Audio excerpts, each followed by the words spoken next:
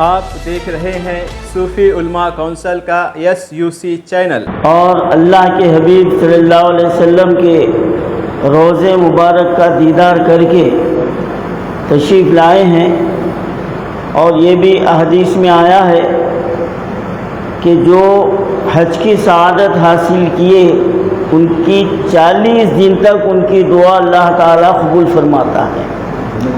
تو میں مفتی صاحب سے اور ہمارے جو ساتھی جو حج سے اللہ تعالیٰ نے آپ کو سعادت حاصل کی ہے، آپ سے گزارش کرتا ہوں کہ 40 دن تک آپ اپنے رشتہ داروں کے لیے تو کرتے ہی ہیں، لیکن امت مسلمہ کے لیے اور خاص طور سے ہمارے ملک کے لیے، ہمارے اسٹیٹ کے لیے اس وقت جو حالات ہمارے ملک میں پیدا ہو رہے ہیں، اللہ تعالیٰ امن و امان کو یہاں پر قائم رکھنے کے لیے بھی خصوصی دعا فرمائیں۔ حج ایک ایسی سعادت ہے، یہ ہر ایک کو نصیب نہیں ہوتی۔ اللہ تعالیٰ جس کے مقدر میں لکھ دیتا ہے۔ روایت میں آیا ہے کہ جب کعبۃ اللہ کو حضرت ابراہیم علیہ السلام نے تعمیر کیا اور اللہ کا حکم ہوا کہ ابراہیم کعبے کی دیوار پر چھت پر کھڑے ہو جاؤ اور میرے بندوں کو اس کی طرف بلاؤ، تو حضرت ابراہیم نے عرض کیا کہ پروردگار 90 سال کا ضعیف آدمی، میری آواز کہاں تک جائے گی؟ اور اس میں دیکھیے آپ ایک بہت بڑا نقطہ ہے ہر ایمان والے کے لیے، اگر وہ سمجھ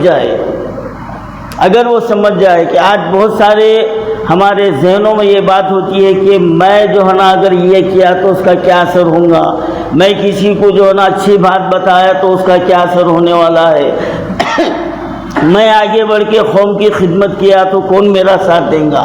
تو ان ایسی سوچ والوں کے لیے یہاں پر ایک بہت بڑا پیغام دیا گیا ہے۔ جب حضرت ابراہیم نے کہا کہ اے پروردگار میں 90 سالہ ضعیف شخص ہوں، نہیں ہوں، ناتوان ہوں، میری آواز کہاں تک پہنچے گی؟ تو اللہ تعالیٰ نے ارشاد فرمایا کہ ابراہیم آواز نکالنا تمہارا کام ہے، پہنچانا ہمارا کام ہے۔ اے سبحان اللہ بولو جی۔ اتنی بڑی اللہ کی جو ہے نا رحمت کو سن کے بھی خاموش بیٹھے ہوئے ہیں۔ آواز لگانا تمہارا کام ہے اور پہنچانا ہمارا کام ہے۔ تو ہمارے لیے یہ ایک بہت بڑا جو نا سبق ہے، ایک اشارہ ہے، ایک نقطہ ہے کہ بس ہم میدان میں اتر جائیں، بس یہ نہ دیکھیں کہ ہمارے ساتھ کون ہے یا کون نہیں ہے، بس اللہ تعالیٰ جو ہے نا ہم سے جو کام لے رہا ہے اور جو لینا چاہتا ہے وہ ہم کرتے چلے جائیں۔ تو روایت میں آیا ہے کہ جب حضرت ابراہیم نے آواز لگائی کہ اے لوگوں آؤ، اللہ کا گھر مکمل ہو چکا ہے، اس کے طواف کے لیے آؤ، اس کی زیارت کے لیے آؤ، تو روایت میں آیا ہے کہ اس روئے زمین پر اس وقت جو تھے اور جو قیامت تک جو آنے والے ہیں تمام کی روحوں نے، ان میں سے جن کو اللہ تعالیٰ نے اپنے مکان کے اپنے گھر کی زیارت جن کے مقدر میں رکھا ہے، تمام نے کہا لبیک اللہم لبیک لا شریک لک لبیک، حاضر ہوا میرے مولا، حاضر ہوا میرے مولا۔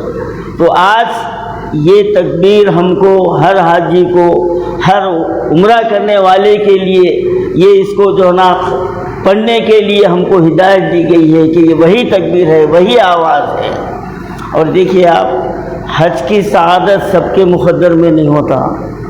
اب ہمارے حیدرآباد سلطنت آصفیہ کے جو حکمران تھے نواب میر عثمان علی خان صاحب، جو ساری دنیا میں سب سے دولت مند بادشاہ تھے، سب سے دولت مند۔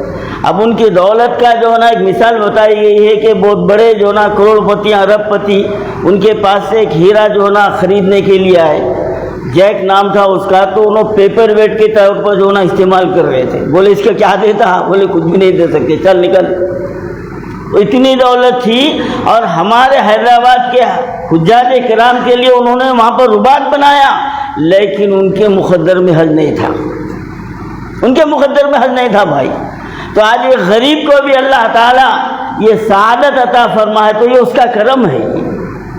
اور ہم کبھی یہ نہیں سمجھنا کہ کہ یہ بے نمازی ہے یا یہ شرابی ہے، یہ جواری ہے، یہ فلانا ہے، ارے اس کی رحمت جب کسی پر پڑ جاتی ہے تو منٹوں میں اس کی تقدیر بدل دیتا ہے، منٹوں میں اس کے لیے حالات پیدا کر دیتا ہے۔ شرط یہ ہے کہ بندہ صدق دل سے پکارے، اے رب میں تیرے گھر کا زیارت کرنا چاہتا ہوں، مجھے حج کی سعادت عطا فرمائے۔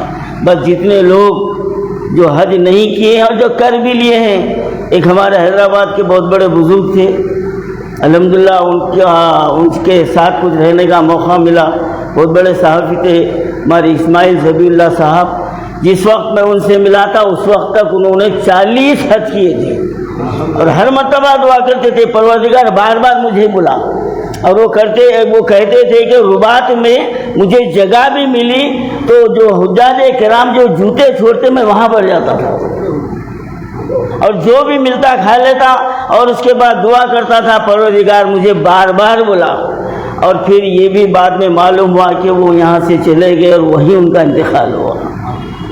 اور ایک دیکھیے آپ، اور ایک بڑی تعجب کی بات ہے، اللہ جس کو قبول کرنا چاہتا ہے کرتا ہے۔ اور ہمارے شہر حیدرآباد کی بہت بڑی برگزیدہ شخصیت، عالم دین، باعمل، پیر کامل حضرت عبداللہ شاہ صاحب رحمۃ اللہ علیہ کے خلیفہ مرزا سکون بے صاحب رحمۃ اللہ علیہ، انہوں کئی برس مدینہ شریف میں اس نیت سے گزارے کہ میری یہاں پر موت ہو جائے۔ اب قانون کے حساب سے سال میں ایک مرتبہ آتے تھے، مہینے 1.5 مہینے کے لیے، پھر واپس چلے جاتے تھے۔ بس ہمیشہ یہی دعا کرتے تھے۔ آپ دارالسلام کے جو ہے نا مشاعروں میں بھی آپ بھی جو ہے نا سنے ہوں گے، ارے اللہ والوں کو دیکھے تو اللہ یاد آ جاتا، اللہ والوں کے چہرے کو دیکھے تو اللہ یاد آتا، ایسی نورانی شکل تھی حضرت کی۔ تو حضرت کئی برسوں وہاں گزارے، لیکن دیکھیے اللہ تعالیٰ جو مقدرات میں لکھتا ہے، جب وہ 1 مہینے کے لیے یہاں پر آئے تو یہیں ان کا انتقال ہوا۔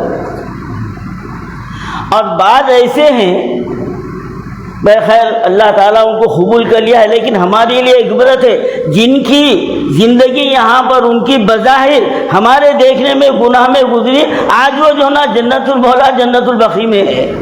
کیا مقدر ہے صاحب، یہ کیا مقدر ہے؟ یہ تو ہر ایک کے مقدر میں نہیں ہوتا۔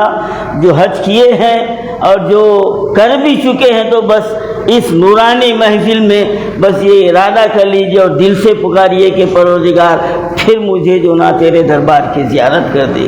بس یہی میری دعا ہے۔ آخر میں میرے پیر و مرشد حضرت سید شاہ شجاع الدین علی صوفی رحمۃ اللہ علیہ کے 4 شعر آپ کے سامنے رکھتا ہوں۔ عرفان کے مکتب میں صوفی یہ مشق کرائی جاتی ہے، عرفان کے مکتب میں صوفی یہ مشق کرائی جاتی ہے، ہر سانس کے پردے میں اپنی بس یاد دلائی جاتی ہے۔ یہ عقل و خرد کے دیوانے آداب محبت کیا جانے، یہ عقل و خرد کے دیوانے آداب محبت کیا جانے، ارے عرفان کے مکتب میں تو آنکھوں سے پلائی جاتی ہے۔ اور ایک جگہ فرماتے ہیں، غور فرمائیے، آپ بھی محسوس کیے ہوں گے، جب حج ہو جاتا ہے تو خود بخود ایک جسم میں دل میں تڑپ پیدا ہوتی ہے کہ میں کب سرکار کے پاس پہنچوں، خود بخود ہوتا ہے۔ جب کسی کا عمرہ بھی ہو جاتا ہے تو جس کے دل میں سرکار کی سچی محبت ہوتی ہے وہ چاہتا ہے کہ میں اڑ کے چلے جاؤں۔ تو میرے پیر و مرشد فرماتے ہیں، کیا بات ہے حج کر لیتے ہی دل لگتا نہیں ہے کعبے میں،